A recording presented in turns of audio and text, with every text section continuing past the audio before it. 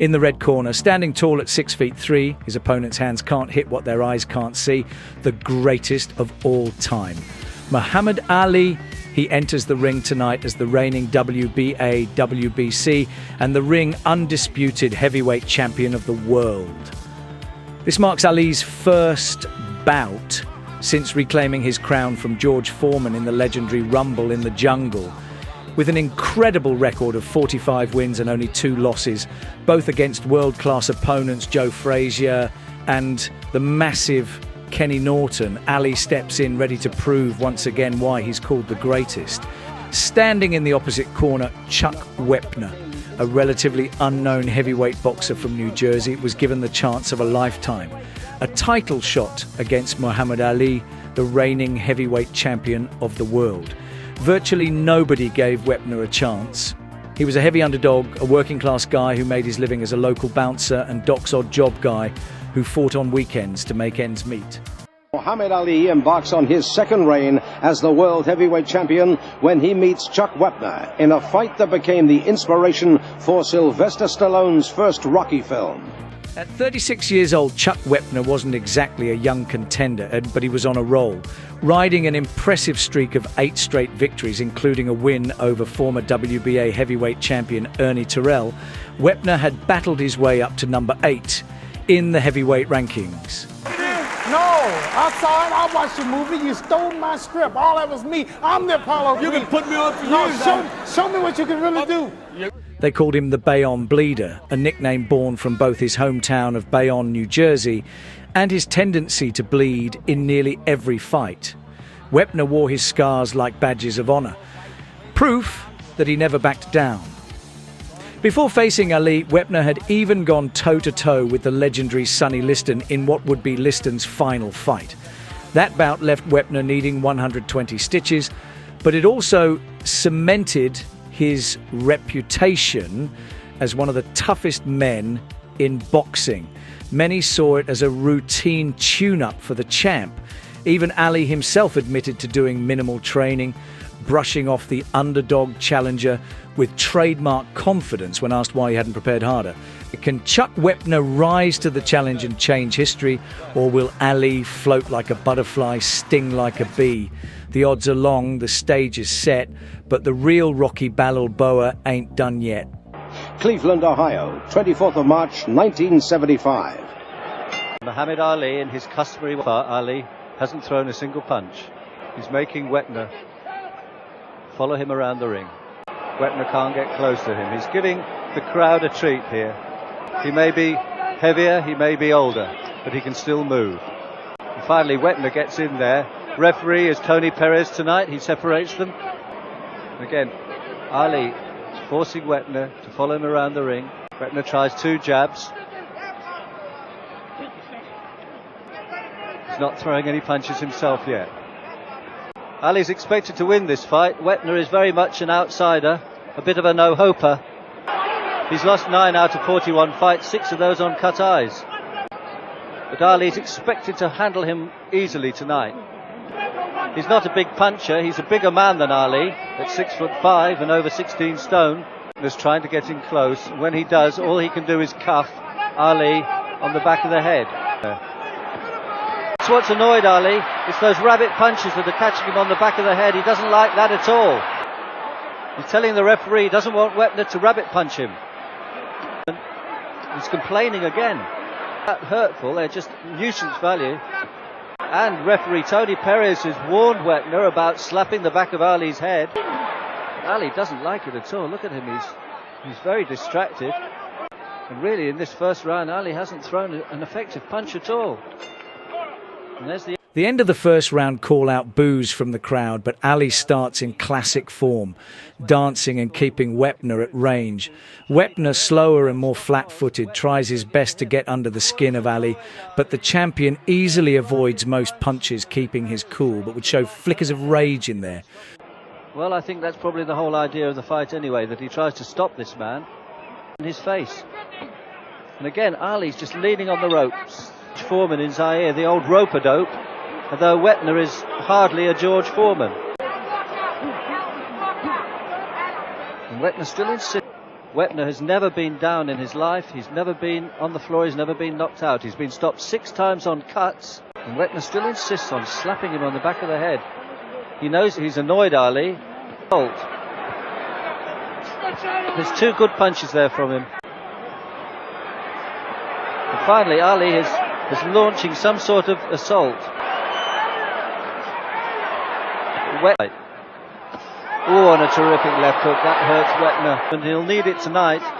Ali's really starting to sharpshoot. Ali just snaps out, catches him in the face.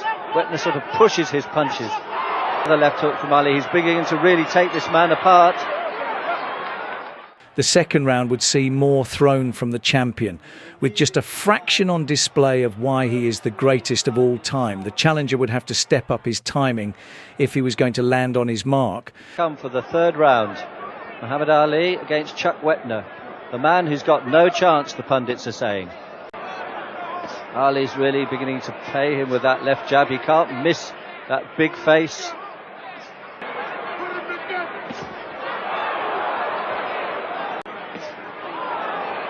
His head's knocked back all the time. But he's a strong man and he's a very, very brave man. Punches. He's not a big puncher. He's only scored 12 stoppages in his 41 fights. That left jab is really smashing into WEPNER's face.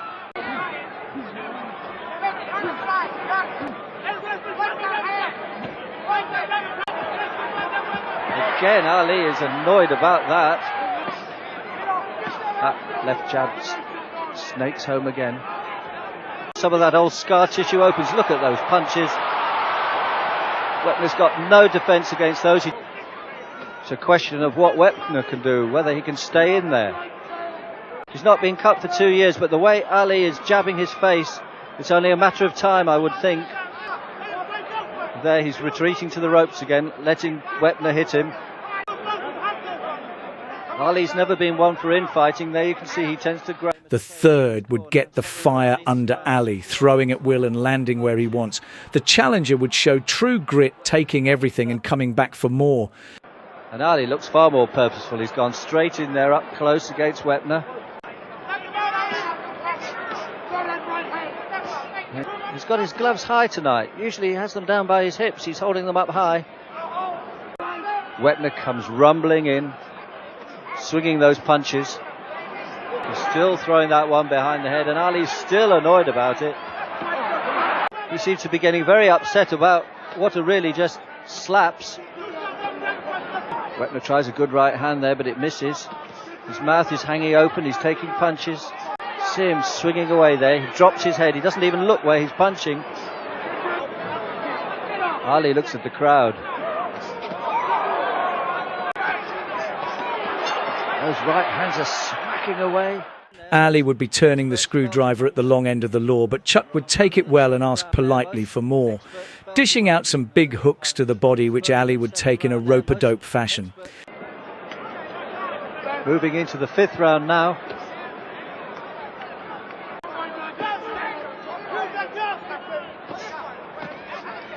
Still making a fight of it.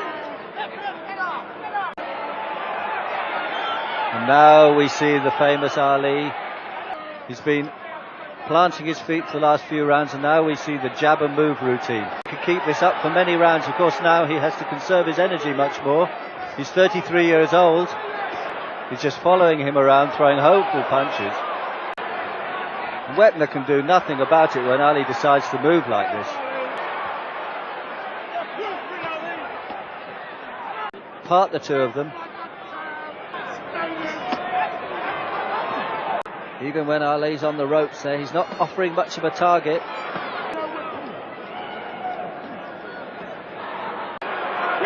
Ali is accustomed to people bashing him around the body, and there's the end of the 5th round. Ali was showing shades of his 1960s self in there in that round. Chuck WEPNER could just load up on punches and hope for the best. But it was going to take more than a lucky punch to best the greatest at his own game. And we move into round 6 now. Ali's again jabbing with that left hand. He's settled down on his punches. The crowd don't like him lolling on the ropes there. Wepner rough him up. Wepner's trying to rub his face into Ali's face. He's not moving as much as he has been doing. Ali won't like that very much. He's very particular about his looks, of course. He's very much playing a cat and mouse game with Chuck Wepner here, because Ali's not doing much and he's not offering much of a target for Wepner. Doesn't hit hard enough. Now Ali's just... And frankly, Wepner isn't really good enough to do much about it. Showboating around, making him miss, and clipping him, and there's the end of the 6th round. At the end of the 6th round, Muhammad Ali wouldn't even be out of first gear yet. The champion was holding back, just as he had done in the fight before against Big Bad George Foreman. With Chuck still in there, but his punches starting to swing. This is the round that most experts felt that Wepner would be lucky to see, but he's here, he's looking strong. And there's the Ali movement again. He feels that he needs to. He's taking a lot of punches, but so far his face is looking a bit marked. Wear Wepner down a little bit more. It's a wearing down process here. Ali's not the greatest one-punch hitter. He tends to beat men into submission rather than to knock them out with one punch. And he really can't miss Wepner with any shots he throws, can he? And Wepner can't seem to hit him. Snaking left jab. Wepner's taking it in his face. His left eye's beginning to look rather badly marked, Wepner.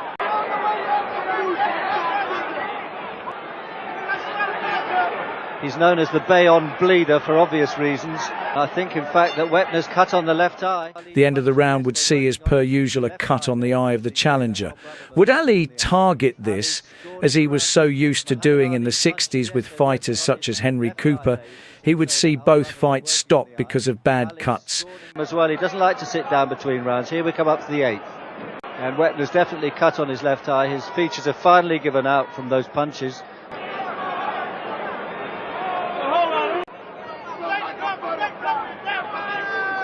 And Ali's again moving around him. He's got the advantage now. He must feel it's only a matter of time. Wepner's talking to Ali, asking him to come in. One left jab. Neither of them made much action at the beginning of this round. It's a brave attempt considering the punches that Wepner's been taking when Ali's boxing. Yes, there you are. He's signalling Ali to come forward.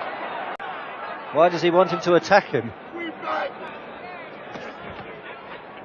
There, Wepner's got him in close. He's very comfortable tonight. He's putting on an exhibition for everybody in Cleveland. And Wepner's left eye's beginning to bleed again.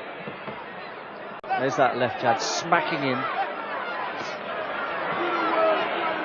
Overhand right belongs to a cricketer's.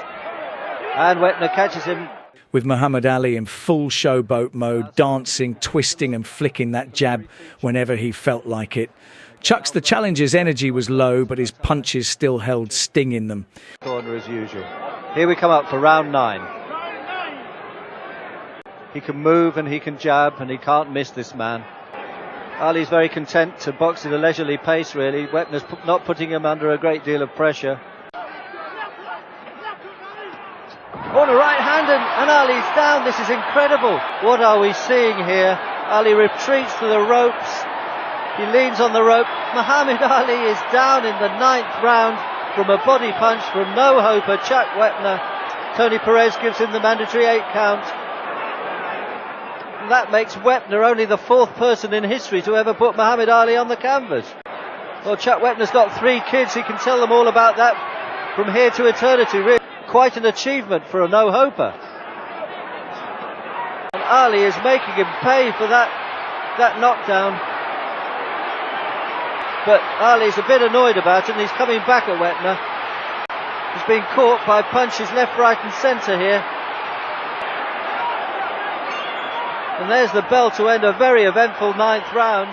Well, the critics gave Chuck Wepner a puncher's chance and he took it with a full-blown swing to the body that would see the greatest fighter of all time across the ring and up for a standing count. A punch not only for the history books, but for the Hollywood screen, and a story that will last a lifetime. The challenger came into this fight with two hopes, Bob Hope and No Hope, but he had put the champion down in the 9th. And referee Perez gave him the mandatory 8. It's a knockdown. I think we'll see him putting some pressure on Wepner now. He's gone 10 rounds so far.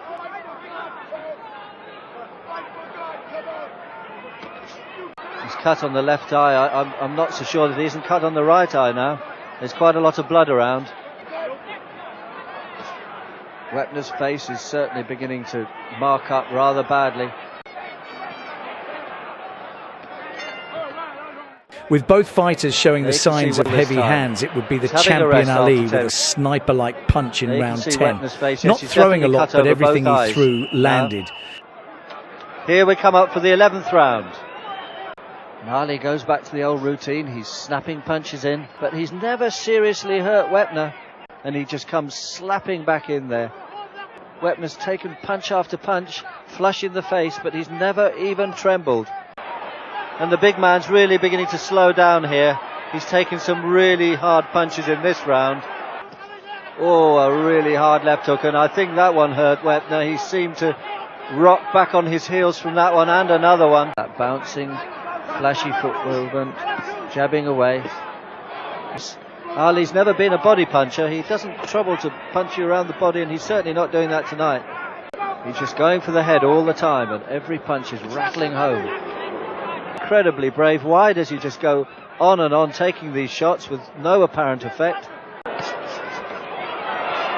Oh, a real flurry at the end of the 11th round. Ali had turned it up a notch again. How much more could the challenger take with his face beaten, his eyes swollen shut and his cuts open?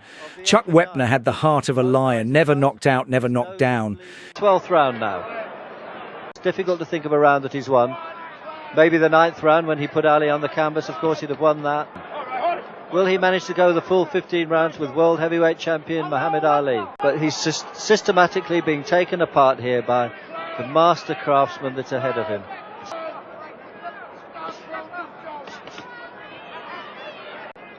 Wepner's gulping in air there.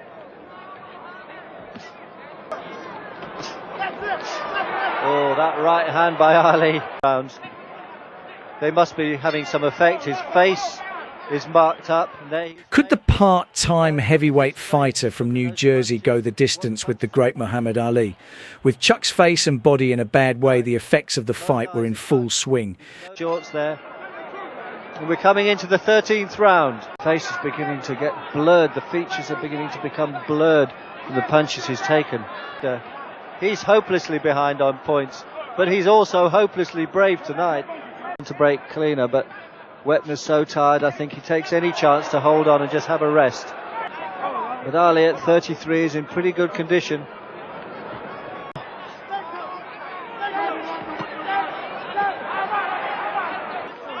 He can't put any more power into his punches.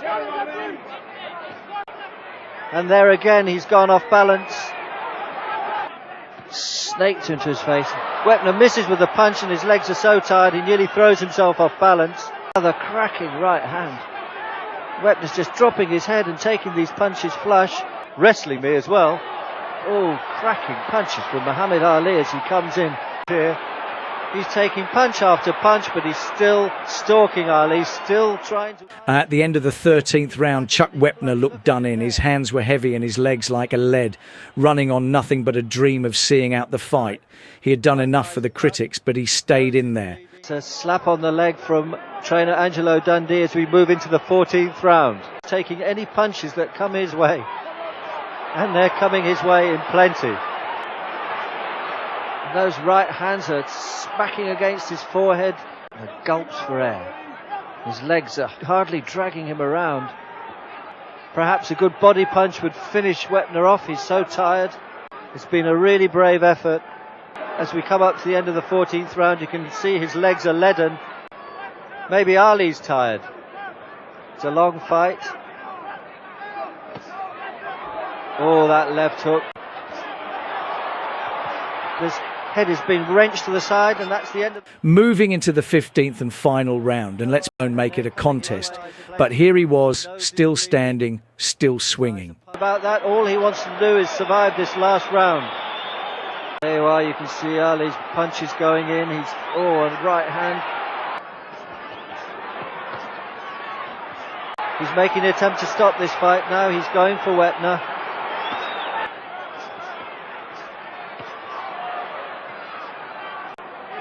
He's exhausted. And Ali skips around, comes in again. Here we have an action-packed last round. Ali's throwing punches, and the big one, he's really going. Two smashing shots, and WEPNER's definitely hurt from there. You can see he's got to go for him here. He's caught him on the right this fight. WEPNER's a brave man, but he can't take. That right hand has put him on the. He's going to try and get himself up. Didn't even bother to finish the count. He can see that WEPNER's totally sold out. Ali would watch his man go down, but not stay down in that final round. The real-life Rocky Balboa is now 86 years